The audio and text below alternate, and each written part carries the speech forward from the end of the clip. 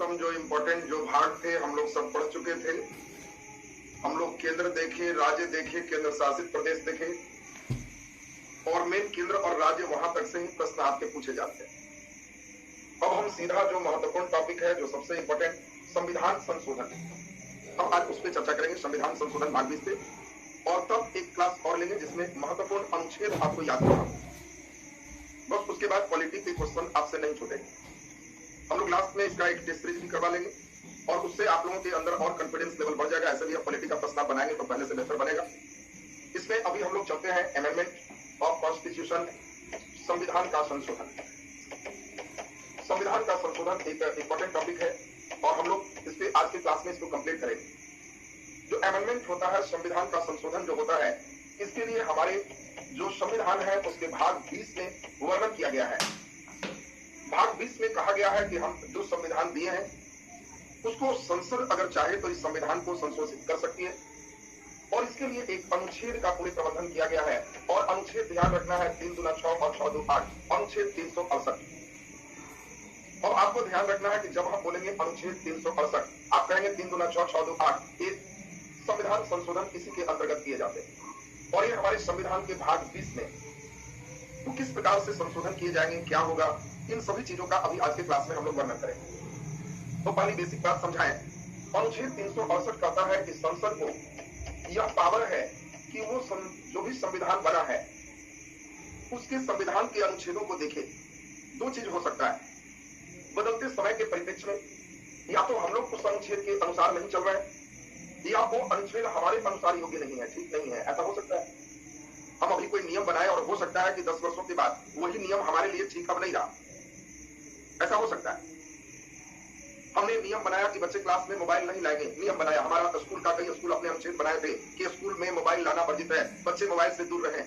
लेकिन बदलते हुए परिस्थितियों ने जो स्कूल पहले मोबाइल को नहीं चलने देता था, मोबाइल नहीं लाना था, आज वही मोबाइल स्कूल को चला रहा है, तो नियम को संशोधित करना पड़ेगा।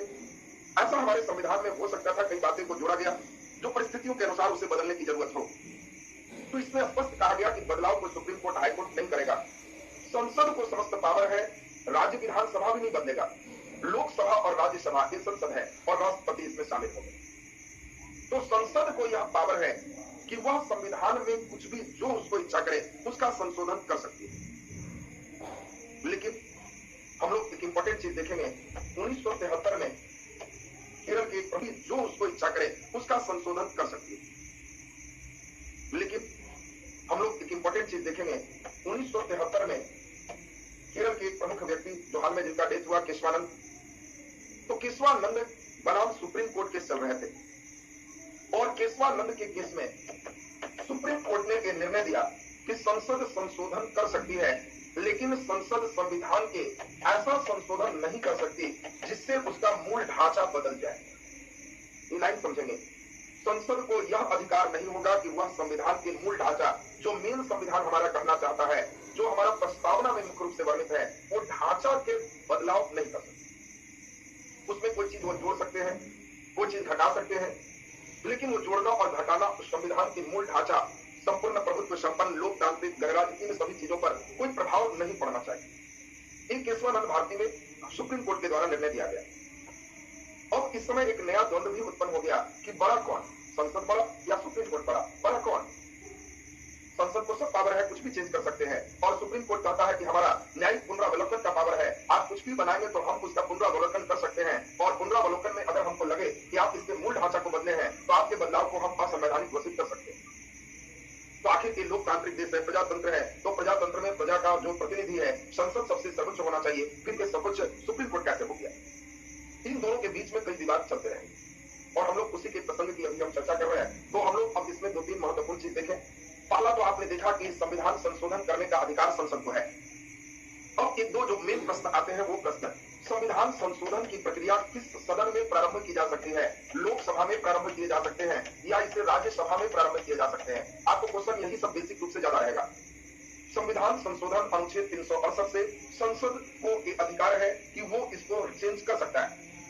तो संविधान संशोधन की प्रक्रिया कहां प्रारंभ हो सकती है, लोकसभा में या राज्यसभा में? तो आंसर है कहीं भी प्रारंभ हो सकते हैं। ये राज्यसभा से चल के लोकसभा में भी आ सकता है या लोकसभा से चल के राज्यसभा में भी आ सकता है। अब इंपॉर्टेंट क्वेश्चन है।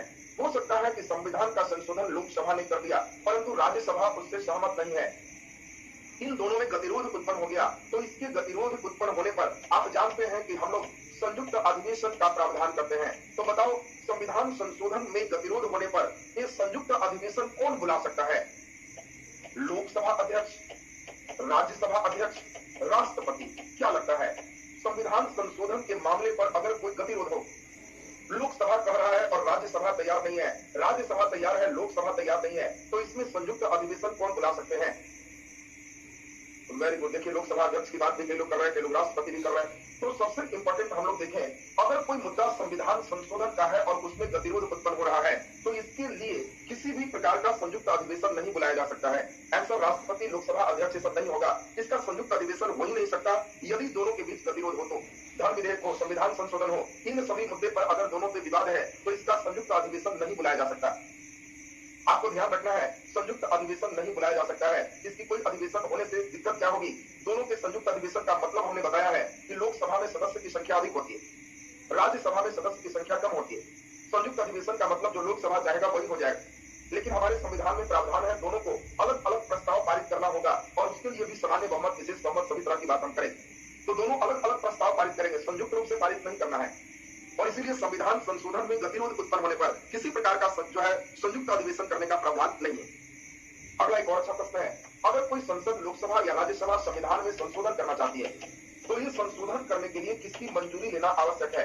संविधान संशोधन के लिए किसकी मंजूरी लेना आवश्यक है? चॉइस ए प्रधानमंत्री का, चॉइस बी राष्ट्रपति का। जल्दी बताइए, अगर हम चाहते हैं कि संविधान में संशोधन करें तो इसके लिए किसका अनुमति लेना आवश्यक है? प्रधानमंत्री, राष्ट्रपति, दोनों का क्या लग रहा है?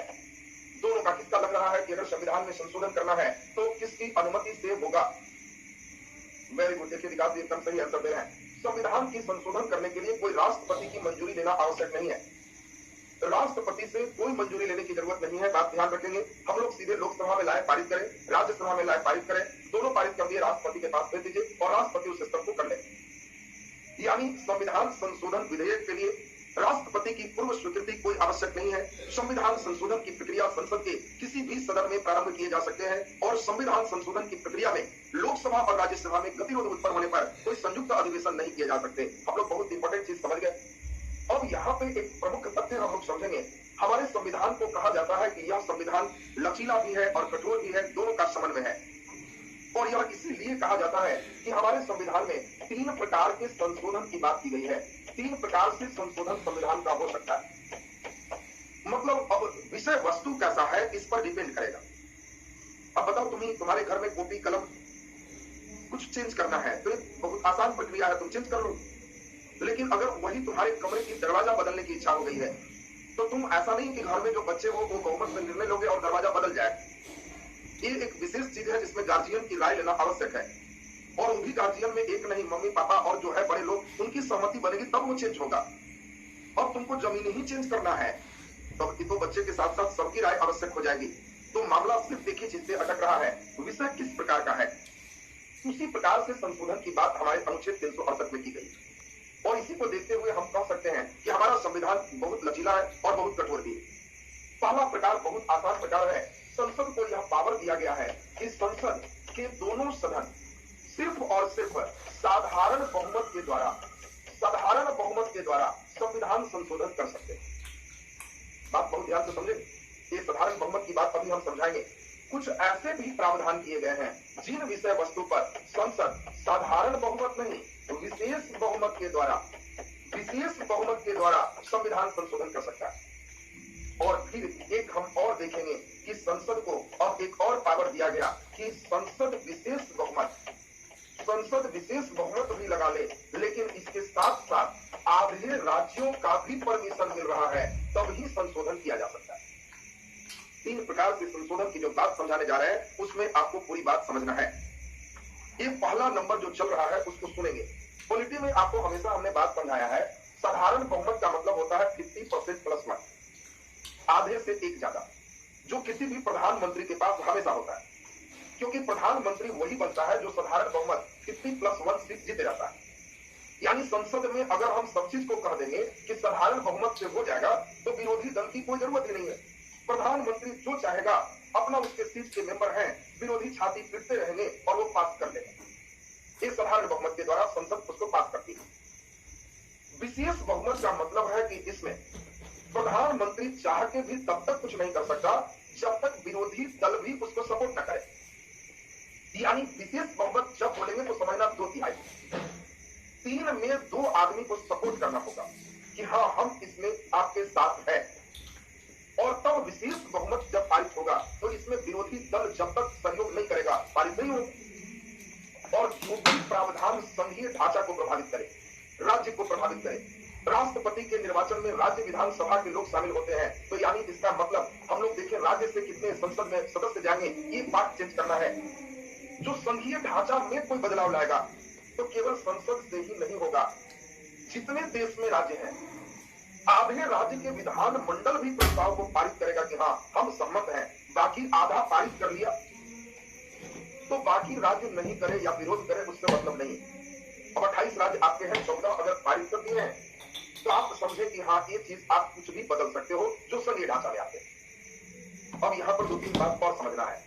दूसरा चीज देखो, किसी चीज को बहुत टफ करना होता है तो हम लोग इसको कर देते हैं, पता कैसे चलेगा? बिल्कुल हम लोग कौन सा क्या है, सब विषय वस्तु पहले से निर्धारित होता है। कौन विषय को आप साधारण बहुमत से पारित करोगे, किस चीज को विशेष बहुमत से पारित करोगे और किस चीज को आधे राज्य की भी सहमति लेके पारित करोगे, वो विषय पहले से बना हुआ है। अब आप उसमें कोई चेंज करना चाहते हो तो आपको ये चीज करना होगा, नहीं तो वो चीज पारित नहीं होगा। जैसे अब हम कहें नागरिकता संबंधी प्रावधान, इस देश के कौन नागरिक रहेंगे कौन नागरिक नहीं रहेंगे। आपने हाल फिलहाल में देखा मोदी जी कई अधिनियम ला दिए, जिंदाबाद मुर्दाबाद खूब होना शुरू हो गया। तो नागरिकता का प्रावधान संसद में साधारण बहुमत से ही पारित हो जाता है। कोई भी जो पीएम बना है उसको साधारण बहुमत रहता है। विरोधी चिल्लाते रहे, हल्ला करते रहे, जितना ये प्रावधान है उसके पेज फाड़ते रहे, ये अपना संसद में कहेंगे कि बस हमारे साथ जो हो वो लोग साइन कर दो, बस हो गया। तो नागरिक विधेयक जो संशोधन था आपको डिटेल पढ़ाए थे, पारित हो जाए। और बड़ी चीज मोदी जी की, इन लोग अपना बांटे हुए हैं कि किसी भी सांसद का वेतन बढ़ाना हो तो क्या जरूरत है वेतन बढ़ाने में 2/3, विरोधी हल्ला करेगा क्या करेगा नहीं करेगा, एकदम साधारण बहुमत 50% प्लस 1 अगर कह दिया कि जी वेतन बराबर 10 लाख कर दीजिए तो 10 लाख हो जाए। तो संसद के किसी भी सदस्य का वेतन हो, भत्ता हो, नागरिकता की प्राप्ति हो, नागरिकता की समाप्ति हो, अन्य भी कई है, किसी नए राज्य का गठन करना हो, किसी ने तुम देखा कि गठन राज्य का बड़ा आसानी से हो जाता है, बिहार से झारखंड अलग हो गए तो इससे ये अलग हो गए। इसके लिए जब प्रधानमंत्री चाह लेगा बस वो अपना साधारण बहुमत से ही पारित कर देगा, विरोधी का बहुत सहयोग की जरूरत नहीं। कई ऐसे मुद्दे हैं जिसमें साधारण बहुमत की आवश्यकता होती है, इसके लिए कोई विशेष बहुमत की जरूरत कुछ नहीं। कोई केंद्र शासित प्रदेश बनाना है, हाल में आपने देखा केंद्र शासित प्रदेश जम्मू कश्मीर को 2 बना दिए गए। आपको क्या लगता है कि जम्मू कश्मीर के मुद्दा पर अगर 2/3 रहता तो कांग्रेस कभी नहीं आती कि हाँ जम्मू कश्मीर राज्य खत्म होगा, केंद्र शासित प्रदेश बनेगा, वो कभी नहीं करती। तो ये चूंकि केंद्र शासित प्रदेश का मुद्दा, नए राज्यों के गठन का मुद्दा, किसी राज्य में विधान परिषद के गठन का मुद्दा, नागरिकता का मुद्दा, सांसद के वेतन भत्ता का मुद्दा, कई ऐसे विषय बने हुए हैं। 3 विषयों पर साधारण बहुमत से ही निर्णय लिए जाए। तो जब जैसा प्रधानमंत्री बनते हैं तो वे अपने अनुसार से एक संशोधन करके नियम चेंज कर देते हैं। ऐसा हो सकता है कि अगर मान लें कि मोदी हटे और कांग्रेस के प्रधानमंत्री बने, जो प्रधानमंत्री बनेंगे वो साधारण बहुमत से होंगे, तो वो ऐसा हो सकता है कि उनको लगे कि जो नागरिकता संबंधी मोदी जी नियम लाए थे वो गड़बड़ है, हम इसको दूसरा नियम बना रहे हैं, वो साधारण बहुमत से पास कर सकते हैं। तो आपको बिल्कुल कंसेप्ट आ गया होगा, नागरिकता का मुद्दा, किसी सांसद के वेतन संबंधी मुद्दा, भत्ता संबंधी मुद्दा, नए राज्यों का गठन, केंद्र शासित प्रदेश, राज्य विधान परिषद, ये सब चीज साधारण बहुमत का निर्णय है। बिल्कुल योजना आयोग, नीति आयोग जो देख रहे हो बनना, ये सिर्फ साधारण बहुमत है। अगर विशेष बहुमत होगा तो विरोधी सपोर्ट ही नहीं करेंगे। दूसरी नंबर बात चले, लेकिन पहला नंबर जो साधारण बहुमत देख रहे हो, इसमें विषय वस्तु बहुत कम दिए गए। सबसे ज्यादा जो विषय वस्तु है सब यही है, और इसलिए सबसे ज्यादा संविधान में संशोधन विशेष बहुमत से होता है। इसमें भी लेकिन संविधान वाले लोगों ने एक अच्छा किया, कुल सदस्य संख्या का 2/3 कर देते, विशेष बहुमत कर देते, तब तो जल्दी पास ही नहीं होता। इसलिए प्रावधान है कि संसद में उपस्थित या वोटिंग करने वाले सदस्य संख्या का 2/3। आपको समझिएगा, संसद में उपस्थित या वोटिंग करने वाले, वोट देने वाले सदस्य की संख्या का 2/3। तो कई बार ऐसा होता है कि जो सदस्य हैं वो लोग वोट के समय बहिष्कार करके बाहर चले गए, वहां सभा में रहते हुए विरोध किए, लेकिन उनकी अंदर अंदर इच्छा है कि पारित हो जाए, तो उसके लिए वो क्या करते, वोटिंग समय बाहर चले गए। तो नियम है कि वोट जितना पड़ा उसके 2/3 से ये बहुमत, विशेष बहुमत पारित होगा, तो नियम पारित हो जाता है। कई बार तुम सुनना कि हाँ वोटिंग समय बहिष्कार कर दिया, बात कर दी, तो ये बहिष्कार करके भी उनका सपोर्ट कर दिए। अगर विरोध में मत दे देंगे तो समझो कि वो पारित नहीं होगा। वॉकआउट कर दिए तो वोट करने वाले सदस्य की संख्या कम गई तो 2/3 कम ही में हो जाएगा, तो इनको आसानी हो जाएगा पारित करना। तो ये चीज देखिए, सदन के विशेष बहुमत में एक टर्म जो बोले वो समझिएगा, कुल सदस्य संख्या का 2/3 नहीं है, वोट करने वाले सदस्य संख्या का 2/3। या ऐसा भी न हो कि सब वॉकआउट करते, कुल सदस्य संख्या का साधारण बहुमत माने कुल संख्या का 50% + 1 इतना होना ही होना चाहिए। वोट वाला उतना कम होगा तो इसको भी पारित नहीं माना जाएगा। यानी कुल सदस्य संख्या का साधारण बहुमत और वोटिंग करने वाले का विशेष बहुमत, इसके द्वारा ज्यादातर प्रावधान को हम लोग पारित करते हैं। यानी आप समझ गए, अगर कभी भी रहेगा तो कुल सदस्य संख्या लिखेगा तो उसका बहुमत, लेकिन उपस्थित और वोटिंग की बात होगी तो उसका विशेष बहुमत। और इसी के द्वारा हम लोग चेंज कर सकते हैं मौलिक अधिकार। इसमें मूल प्रावधान, मौलिक अधिकार, राज्य के नीति निदेशक तत्व, ये सभी जो बात है अगर बदलने की आवश्यकता है तो हम लोग इसके द्वारा बदल सकते हैं। अब तीसरा नंबर सबसे महत्वपूर्ण है, यदि ऐसा विषय वस्तु हो जो राज्य को भी प्रभावित करता हो, संघीय ढांचा से संबंधित हो, तो उसमें कोई संविधान संशोधन करने के लिए संसद के सदस्य जो वोट देंगे उसके 2/3 के साथ साथ देश में जितने राज्य हैं आधे राज्यों की सहमति आवश्यक है। मैंने अभी बताया कि 28 राज्य में 14 सहमति दे दिए तो बाकी 14 विरोध भी करे, बाकी 14 जो भी करे उसके वोटिंग ही नहीं करवाए, कोई मतलब इससे नहीं होता है। इसीलिए इसमें मेन मतलब सिर्फ एक से होता है, आधे राज्य सहमति दे दिए और संसद अपना विशेष बहुमत दे दिया तो वो तब मान्य हो जाएगा। अगर किसी राज्य में विधानमंडल है, विधानसभा, विधान परिषद, दोनों की सहमति होनी चाहिए। यानी आधे राज्यों के विधानमंडल की जो है सहमति और संसद के लोकसभा और राज्यसभा में विशेष बहुमत से प्रावधान पारित, तभी कोई संशोधन किया जा सकता है। और हमने अभी आपको स्पष्ट कर दिया था कि इसमें बिल्कुल सभी बातें आपको एकदम क्लियर हो गए थे कि जो भी संघीय ढांचा, जो भी हमारा ऐसा ढांचा रहे जो राज्य से संबंधित है, संघीय ढांचा को प्रभावित करे, जैसे राष्ट्रपति के निर्वाचन संबंधी कोई आपको बदलाव चाहिए, दोनों करना होगा। हाई कोर्ट, सुप्रीम कोर्ट संबंधी कोई बदलाव करना है, दोनों करना होगा। आप कहीं का हाई कोर्ट समाप्त कर सकते हो। अब ये नहीं है कि प्रधानमंत्री चाहेंगे तो यहाँ का हाई कोर्ट समाप्त हो।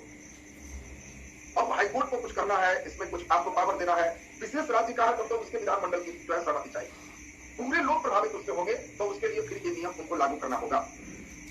किसी भी संसद में आप लोकसभा और राज्यसभा में सबके सीट राज्यों से बने हुए हैं, अब ये सीट बदलना चाहते हैं, इस राज्य से इतने सीट होंगे, इस राज्य से इतने सीट होंगे, तो फिर से आप बदलाव करना चाहते हो, संघ और राज्यों के विषय जो बटे हुए हैं इसमें कुछ विषय को अपने में शामिल करना चाहते हो, तो ये सब के सब कंडीशन में ये राज्यों का परमिशन लेना आवश्यक हो जाता है। तो ये चीज आपने अभी सुना संविधान संशोधन के बारे में। संविधान संशोधन है क्या, कैसे कैसे विषयों को हम लोग बांटे हैं, किस प्रकार उसमें हम लोग उसका संशोधन कर सकते हैं। और अब यहाँ पे सबसे इंपॉर्टेंट यहाँ से क्वेश्चन आते हैं, महत्वपूर्ण संविधान संशोधन। महत्वपूर्ण संविधान संशोधन, ये आपको प्रश्न जनरली यहाँ से ज्यादा आता है और मेन आपको 42वां और 44वां ये मेन ध्यान दे देना है। ऐसे तो हम कई और भी संशोधन आपको करेंगे। जो भी संविधान संशोधन होते हैं उसके नंबरिंग होते हैं, ये पहला नंबर 1 ये, दूसरा नंबर 1 ये। अभी धीरे धीरे हम लोग 126 संविधान संशोधन तक लगभग पहुंच गए। 126वां में हम लोग हाल में ही लोकसभा और राज्यसभा में जो शेड्यूल कास्ट, शेड्यूल ट्राइब है उनके आरक्षण की बात हम लोग 10 साल के लिए बढ़ा के 230 तक कर दी। तो ये संविधान संशोधन जो इंपॉर्टेंट है उनकी चर्चा हम कर रहे हैं और हम चाहेंगे कि सभी लोगों को इन बातों को एकदम दिमाग में बैठा लेना है। एक तो सबसे पहला संविधान संशोधन इंपॉर्टेंट होगा, फर्स्ट बार कब हुआ, किस मुद्दे पर हुआ, तो आपको बताया भी गया। सबसे पहला संविधान संशोधन 1951 में हो गया और इसी संविधान संशोधन के द्वारा 9वीं अनुसूची डाला गया। ये आपको 9वीं अनुसूची जब पढ़ा रहे थे उसी समय आप पे चर्चा की थी। इसमें कोशिश की गई थी कि हम इस अनुसूची में सुप्रीम कोर्ट से अपने आप को हम श्रेष्ठ बनाए रखेंगे संसद को। इसलिए आपको यह भी बताया था कि 9वीं अनुसूची में किसी विषय वस्तु को शामिल कर देंगे तो उस पर कोई भी न्यायालय दखल नहीं देगा। और इसमें भूमि किस प्रकार अधिग्रहण किया जाए, ये भूमि अधिग्रहण की चर्चा है। तो हम लोग पहला नंबर दोनों बात दिमाग में सेट रखेंगे। पहला नंबर जो संविधान संशोधन है 1951 ईस्वी में किया गया, जिसमें भूमि संशोधन की बात हुई, 9वीं अनुसूची को ऐड किया गया और ये कहा गया कि इस अनुसूची में अगर कोई संसद या विधानमंडल किसी विषय वस्तु को शामिल करेगा तो वो न्यायिक समीक्षा से बाहर होगा, उसकी समीक्षा वो नहीं कर सकता। फिर पहला के बाद इंपॉर्टेंट होगा 7वीं संविधान संशोधन। सबको मालूम है राज्यों का पुनर्गठन 1956। 7वां संविधान संशोधन 1956 हुआ और इसी के द्वारा राज्यों का पुनर्गठन हुआ और सभी बच्चों को मालूम है इसी 7वें संविधान संशोधन के द्वारा यह तय किया गया कि भारत में 14 राज्य और 6 केंद्र शासित प्रदेश होंगे। ये 14 राज्य और 6 केंद्र शासित प्रदेश होंगे। इसके लिए 1956 में 7वें संविधान संशोधन किए गए राज्यों के पुनर्गठन संबंधी। देखिए धीरे धीरे 5 तक करते जाएंगे और आपके दिमाग में एकदम बैठाते चलेंगे। इसके बाद जो सबसे इंपॉर्टेंट है हम लोग उसकी चर्चा करेंगे। हम लोग अब सब करना बेवकूफी है, जितना है वो सब 126 संविधान संशोधन करोगे तो बैठ के जो आना है वो भी नहीं बना पाओ। अब उसके लिए किसी लेवल के एग्जाम पे जाएंगे तो फिर सब करना।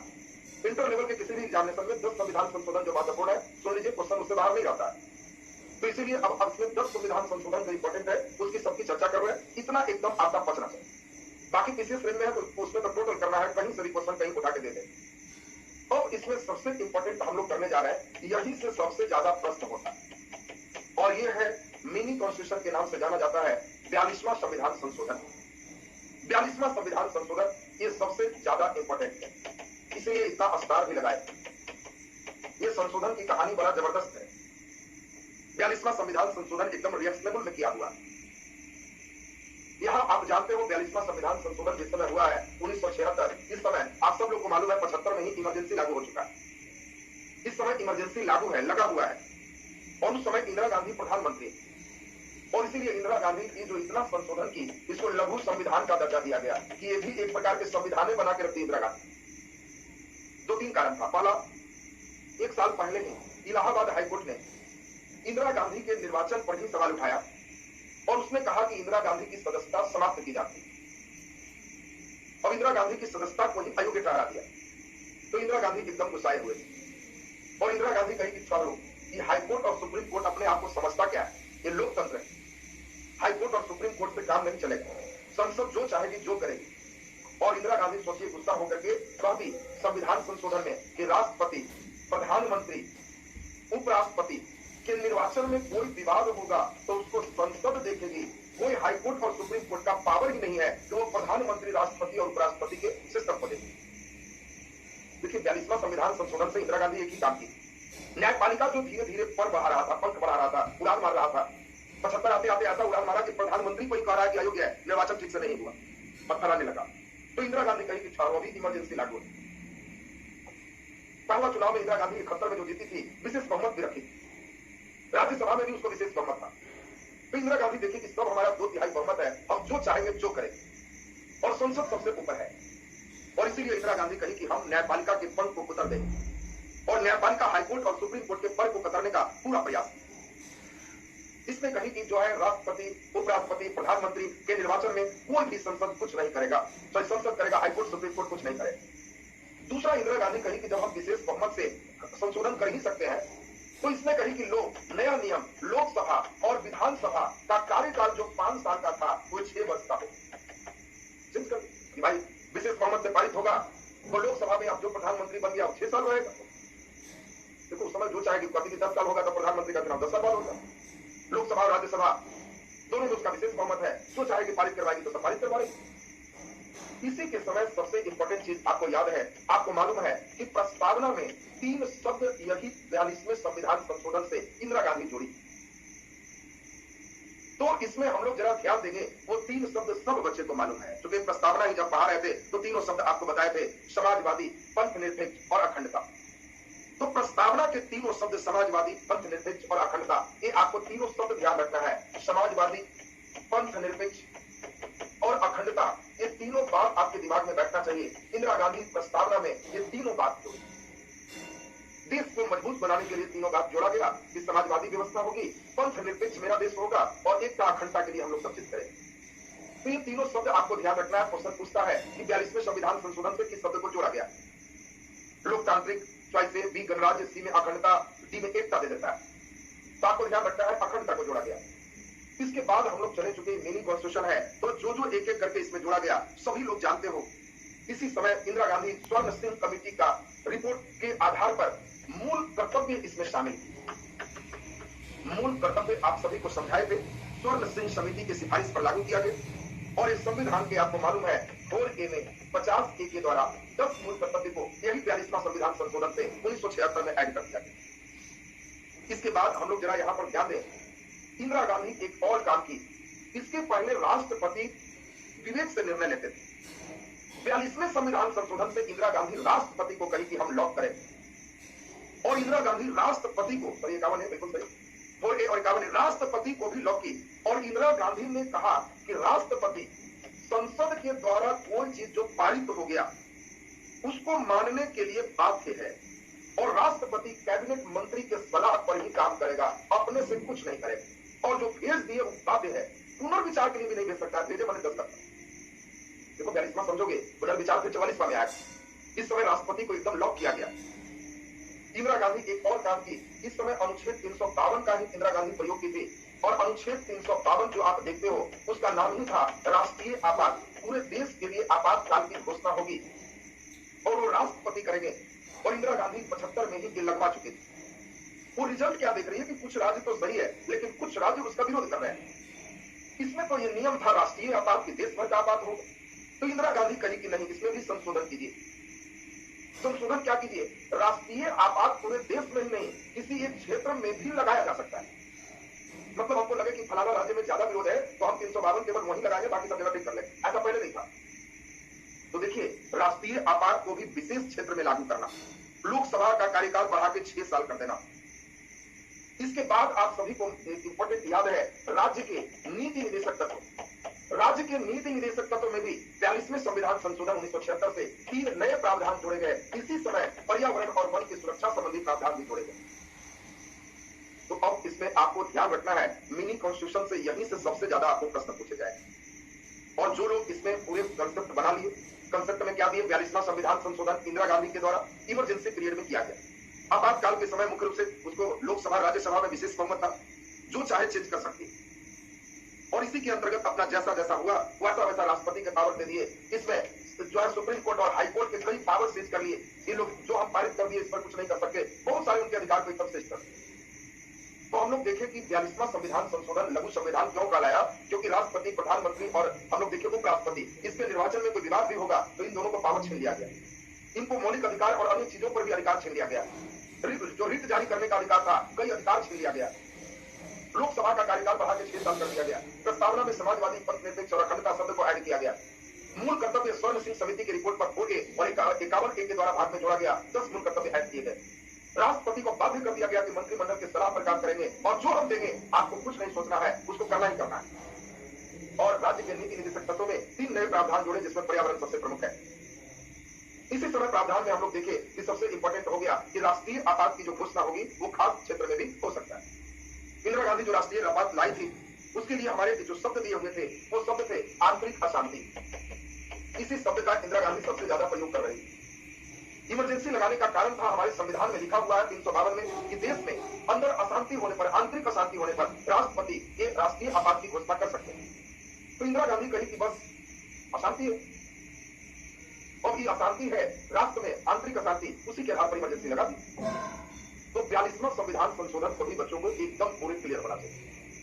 इसी के बाद इंदिरा गांधी चुनाव हार गई। 77 में इलेक्शन हुआ और इंदिरा गांधी चुनाव में हार गई, चूंकि वो जो बहुत सारे बदलाव किए पब्लिक भी पसंद नहीं कर रही थी। इमरजेंसी लगाई थी, उसमें कई पब्लिक को लगा कि बहुत अच्छा नहीं किए। और इसीलिए 42वें संविधान संशोधन के बाद पहली बार गैर कांग्रेसी प्रधानमंत्री मोरारजी देसाई बने। और मोरारजी देसाई नहले पे दहला 42वां के जवाब 44वें संविधान संशोधन से 1978 में भी उन्होंने सब कुछ कर दिया। और इसीलिए 1978 का 44वां संविधान संशोधन ये मोरारजी देसाई वाला और 1976 का 42वां संविधान संशोधन इंदिरा गांधी वाला, ये सबको पूछा जाता है। इन्होंने अब कई चीज कर दी है जिसको सुनिए।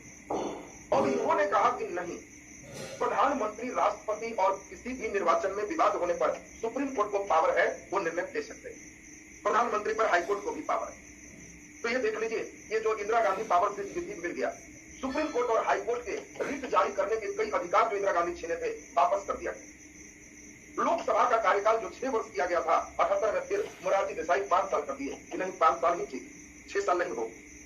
राष्ट्रपति को मंत्रिमंडल के सलाह पर बाध्य कर दी थी इंदिरा गांधी। मोरारजी देसाई कहे कि नहीं, अगर राष्ट्रपति को ठीक नहीं लगता है तो वो पुनर्विचार के लिए भेज सकते हैं। ये 44वें संविधान संशोधन में किया गया कि राष्ट्रपति एक बार पुनर्विचार के लिए भेज सकते हैं। अगर उसके बाद भी पारित कर दिया गया तो राष्ट्रपति बाध्य हो। इंदिरा गांधी एक ही बार में बाध्य की, मोरारजी देसाई कहे कि नहीं पुनर्विचार भेजिए, उसके बाद बाध्य हो। अगला चूंकि इमरजेंसी का ही सबसे बड़ा चक्कर था, फिर कोई इमरजेंसी ना लगा दे, इसके लिए मोरारजी देसाई कहे कि नहीं, अनुच्छेद 352 में शब्द गलत है, आंतरिक अशांति शब्द सही नहीं है, क्योंकि आंतरिक अशांति तो डिफाइन चीज है ही नहीं। जब कोई प्रधानमंत्री चाहेगा तो देखेगा कि हमारे खिलाफ विद्रोह है, ज्यादा लोग हल्ला कर रहा है, आदमी का शांति लगा देगा। और इसीलिए 44वें संविधान संशोधन में 1978 में ये आंतरिक अशांति शब्द को हटा करके यहाँ सशस्त्र विद्रोह कर दिया गया कि यदि देश में शस्त्र के साथ, हथियार के साथ व्यापक पैमाने पर विद्रोह हो रहा है तो इमरजेंसी लगाया जा सकता है। इसीलिए उसके बाद कोई इमरजेंसी कोई प्रधानमंत्री अब नहीं लगा सकते। जल्द शस्त्र निकालोगे, पुलिस पकड़ेगी, पूरे देश में शस्त्र के साथ विद्रोह होगा नहीं। अगर हो जाता है तब 352 का प्रयोग हो सकता है। इसीलिए 352 से इमरजेंसी आज तक देश में एक ही बार लगा।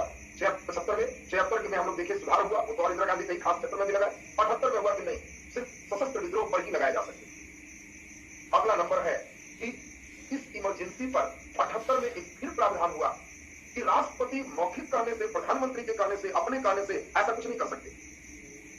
राष्ट्रपति संसद के जो मंत्रिमंडल है वो कहते हैं तो वो इमरजेंसी इस मुद्दे पर लगा सकते हैं, और वो भी लगाने के 1 माह के अंदर 2/3 सदस्य उस प्रस्ताव को पारित करेंगे, तब वो रहेगा। कठोर कर दिया गया कि विरोधी चाहेगा नहीं तो नहीं रहेगा। इंदिरा गांधी के समय ऐसा नहीं, 1 माह के अंदर संसद को 2/3 बहुमत से प्रस्ताव इमरजेंसी का पारित करना होगा। तो देखिए, एक और सबसे इंपॉर्टेंट 44वीं सब लोग जानते हो, इसी में मोरारजी देसाई चुके समाजवादी टाइप के थे, तो उन्होंने संपत्ति के अधिकार को हटा दिया।